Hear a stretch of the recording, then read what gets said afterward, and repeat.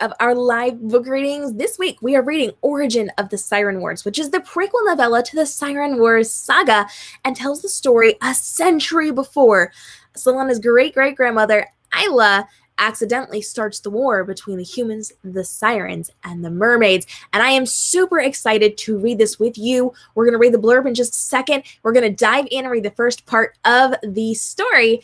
But I do want to let you know that I actually wrote this book before I wrote anything in the Siren Wars saga because I wanted to make sure that I would get the lore and the mythology, the genealogy, the geography, the world building correct for the series based on what happened a century earlier. So I'm very, very excited. We know that Selena in the main series is the spy. She's a cousin of the Mer Queen. She's a spy to her cousin, the Mer Queen. And a century earlier, her great-great-grandmother was granddaughter to the Mer King. She was a princess. And so we kind of get to see very different worlds and how the war came to be and what happened. If you're joining me live, go ahead and let me know that you're here. Let me know where you're joining me from, and let me know if you've read the Siren Wars saga or Origin of the Siren Wars as we dive into today's conversation. I know we had a little bit of tech trouble going live, so if you're joining me, I am so glad to see you. Please let me know that you are here and you can see me. And let's read that blurb for you. A century ago, the human-mer treaty was established to protect the mer from the humans while they guided ships through storm-plagued waters. Now Aila and her cousin Persephone act as representatives for their grandfather, King Gaspar, to the human world. The mermaids share a close bond with the Prince Jarek, but when Aila catches Persephone trying to siren him into the water, she must work to protect her friend from her cousin without hurting the human-mer relationship, something Persephone's mother won't allow. War is brewing, and Aila and Persephone are caught in the middle of a battle they never saw coming, one that will last for another century. Every war has an origin. She just never thought it would be her. So there you go. That is a little bit about the Siren Wars, and I'm super excited that you are all here and joining. Please let me know you can see and hear me. Christina, thanks so much for joining. I appreciate y'all being here. We're going to dive in, and we are going to read the Origin of the Siren Wars saga, beginning of this novella together. This is a novella, so it is not a full-length novel. It is the prequel novella to the full series, which, by the way, is available now on all sorts of fun, fabulous things. So let's go ahead and let's actually read this together. I'm going to pull this up on my screen, and I am going to be using my blue light blocking glasses just so that I do not burn my eyes out as we're reading. Allie, good to see you. Thanks for joining. All right, guys, here we go. I'm taking questions, so feel free to drop those down as we are reading. I'll get those answered when we're done. My skin tingles under the deep rays of the sun as I stretch out on the castle steps. The edge of the water cascades over my fins, a stark contrast to the warm rays of light. I shiver in delight. Jarek runs his fingers over my hair, tangling them in my locks as he brushes my tresses. His boots rest near my head, and I lazily rest my arm over his feet. I smile up, returning his grin before he looks out at the sea. That sounds magical, Aila, Jarek remarks in a far-off voice. I wish I could see that. Perhaps one day you will, Jarek. Persephone leans over, resting her head on the prince's shoulders. I've known you for 4 years, Seth, and never once have I been able to swim far enough or hold my breath long enough to visit your realm, he replies sadly. It's just my luck that I would end up with two such optimistic best friends. I'll never be able to visit you, though. At least not beneath the surface. Which is why we come to you, our friend, I say, pushing myself upright. I rest a hand on his knee, gently lowering my chin. You know I adore your visits, he recovers, offering a smile. His eyes are still sad. Jarek looks transfixed on something out in the water. When I turn, a ship sails in the distance so far away that it's a foggy mass embedded in the clouds of the setting sun. You girls should probably go home, Jarek sighs. It will be dark soon and you don't want to get caught during feeding time.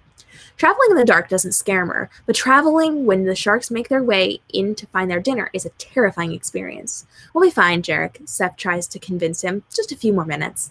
No, he shakes his head. I must insist that you go. You can come visit me again soon. He stands to his feet, nearly knocking Persephone off He stands to his feet and nearly knocking Persephone and I off balance. The prince retreats up the steps to the landing at the top of the concrete staircase leading toward the water. He produces something shiny, holding it up. Wow, you guys, hold on, deep breath. He produces something shiny, holding it up for us before he walks back down the stairs. Take this to your grandfather, Aila, as a sign of our respect. He places a gold ring in my hands, encrusted in pearls. The sunlight glints off of it, flaring into my eyes. I run my fingers over the intricate design. If you put it on your thumb, it will make it harder to lose, he smirks. You both have such tiny hands. Delicate, Persephone corrects him, making him chuckle. Off you go, he nods toward the ocean. I'll see you ladies again soon. We wave before slipping off the steps and dropping into the water. The water surrounding my face, pulling my hair away from my body as I descend in the ocean, is comforting and refreshing. I don't like that we can't stay longer, Persephone complains as she locates the midwater squids we brought with us to guide us home in the limited light. Once we reach the dark depths, they will glow a pale moonlight green, illuminating our path as we swim. Of course, we can stay without them, but they're comforting to have with us. We have to go home sometime, cousin, I remind her. I was always the responsible one among us. Besides, we now have a mission. I flick my hand at her, showing off the ring. I'm not sure why he gave it to you, she grumbles. I'm more responsible, I inform her playfully. It's probably because you have bigger hands, she shoots back, darting ahead as we swim. The ring suddenly feels heavier on my finger as I swim to catch up with her, her blue tail glittering in the light from the setting sun. Eventually, she gives up resisting and speaks to me again, chattering the rest of the way home. Upon arriving, I dart into the palace grotto. The rosacea colony floating at the top of the grotto resembles the chandelier from Jarek's palace window. Their long, glowing tentacles sway with the movement of the water. Grandfather, I call, knowing he's somewhere in the palace walls. Grandfather! I find him tucked away in his study, poring over the rock garden he built in the shape of the kingdom. He smiles, motioning me inside when he notices me floating in the open entryway. Aila, he says softly, how was your trip to the surface? It was nice, Grandfather. Jarek sent something for you. I wriggle the gold ring off my finger. And how is Prince Jarek doing? Is he well? He is, I reply, handing over the gift. This is a sign of respect. My grandfather examines the ring, finally placing it on his hand. Jarek has always been a good boy. He'll make a fine man someday and an even better king. Persephone would give Grandfather an earful if she heard him call the prince a boy. He's 18, as are we, though I understand Grandfather's point more than my cousin would. We're still young, even for our years. A small school of fish buzzes into the room, darting in and immediately back out when they notice us. The tiniest wave reaches out to me for a moment from the water they displace by their sudden movements. It feathers over my skin just enough to notice. This was a lovely gesture. I'm impressed he remembered the celebration. Please thank him for me, my grandfather adds. Actually, perhaps you could take this back to him to give his mother. He hands a conch shell message. It will whisper the queen's name, directing anyone who finds it to give it to the proper recipient. When she listens to it, it will repeat my grandfather's words only once before fizzling off like foam washing out of the ocean onto the sand. I can take it tomorrow, I promise, taking the conch from him. I clutch it to my chest. Very good. You should get some rest. It would be wise to deliver it in the morning since we're so busy tomorrow afternoon. It's a little early, but you could use the extra sleep anyway. He sends me off. Inside my room, I place the note in the jewelry box. The shells encrusting the rectangle are familiar under my palms as I open the lid. The note rests against my hair jewels, waiting for me to wake. I untangle the hair comb from my locks, having been entwined in my tresses when Jarek ran his finger absent-mindedly over them, like he might pet one of the dogs I've seen running the palace grounds. A few strands of my hair rip out when I pull it away, but I can remove them from the turquoise comb tomorrow. I love traveling with my cousin, but it would be nice to have some alone time tomorrow while I swim to the surface. I'll leave before Persephone can wake up. I float over to my bed and pull the seaweed blanket over my tail, nestling in for the night. By the time I surface, the sun is over the horizon, dousing the entire world in brilliant shades of pink and orange. The sunlight reflects off the palace walls, dancing back at me as it twinkles. The opalescent shine to the outside of the palace amazes me every time I see it. It's more radiant than anything we have under the sea. To be fair, they don't have the coral reefs we have, but I suppose it's an almost even trade. As I swim closer to the stairs connecting land and sea, I notice Jarek's head bobbing in the water. He treads in a circle, searching for something. Suddenly, another person rises out of the water, wrapping their arms around his neck. The girl pulls him close. He chuckles, wrapping his arms around her. I pause, feeling uncomfortable approaching him while he's with someone. Why didn't he tell me? They bob in the water together, slowly spinning in the sunrise. His back is to me when I finally recognize her. Persephone. She tangles her hands in his hair, drawing him closer. My cousin whispers something to him as they spin slowly, bobbing with the waves. I splash back in the water when she kisses him, pulling his mouth to hers. Praying the sound of my movements mixed with the splash of the waves against my back, I wait. Unfortunately, they turn, spotting me in the blue water. Jarek pales when he sees me, but Persephone only freezes for a moment before tipping the prince's head toward hers and kissing his lips one more time. She swims to me, leaving him behind in the waves as if nothing is wrong. Her smile makes me uncomfortable. Hi, Aila. She ducks her head under the water, wetting her hair to make it easier to slick back. I mumble, blinking back my confusion. Why are you here? She asks sweetly, trying to distract me. Grandfather sent a message to the queen. I hold up the conch. She snatches it from my hand and swims quickly over to Jarek, who's still watching us. My cousin hands it to him before darting back to me. She grabs my wrist and drags me under the water. I look over my shoulder, having no control over my other movements, and see Jarek speak as he kicks his way back to the shore. Persephone, what was that? I ask when she finally slows as we reach a bed of seaweed near the ocean floor.